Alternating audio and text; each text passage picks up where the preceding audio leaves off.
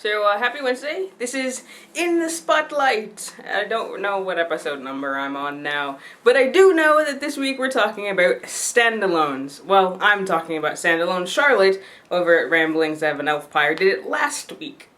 So we came up with a number of different categories in which to find standalone novels, because, we're all so, oh, I read this series, and so now, how about not a series? I mean, shoot, I've started so many series in the last, 2 weeks that I am so lost. So the categories that we're going to go through today are dystopian, contemporary, historical fiction, sci-fi, and fantasy. And note that sci-fi and fantasy are separate. So let's start with dystopian. And for dystopian, I went the classic route and said 1984.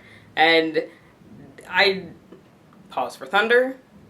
I loved 1984. It's the whole Big Brother is watching and cameras everywhere, and while it doesn't look like 1984 in 2013, one of the things that I heard on Book Riot, because I marathoned the Book Riot podcast last weekend, was that a bunch of people were buying 1984 and sending it to people in Congress and saying, this is what we're turning into, as like a cautionary tale kind of thing, which I thought was incredibly interesting. For contemporary, I chose a Romeo and Juliet-esque Eleanor and Park, which I've seen a lot of people in BookTube talk about recently, and I loved it. I read it for the Bibliophiles book club this month, and what's funny is at least 3 out of the, I think, 6 of us have finished it, because, well, one is my friend who texts me, and the other one is one of my friends who sends me messages on Facebook.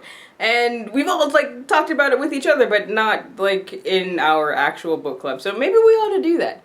But yeah, it's about first loves, and it's about music, and, you already know what's gonna happen at the end, at the beginning of the story, so yeah, I don't feel like I'm spoiling it by saying it's a Romeo and Juliet-esque. For historical fiction, I almost said Codename Verity, but I've talked about Codename Verity so many times this year that I'm like, you know what? I need to expand. I need to talk about a different novel that is set in a historical time that I think is fantastic, and so we're gonna go with Countdown by Deborah Wild. This one is middle grade, and it's one of those that I picked up at the Scholastic Warehouse sale, and I was like, this is kind of interesting.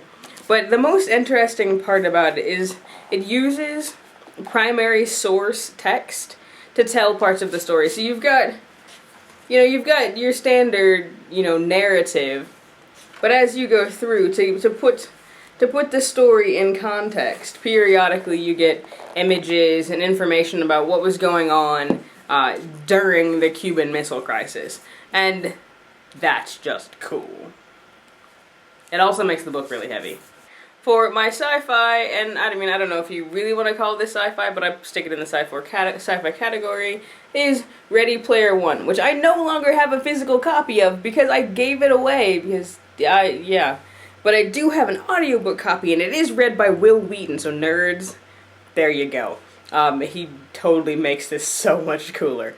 Essentially, this virtual world is owned by this guy, and he dies, and he doesn't have any heirs, so he sets up this huge Easter egg hunt, and these diehards are trying to find the Easter eggs that lead to gates that ultimately will mean winning ownership of this...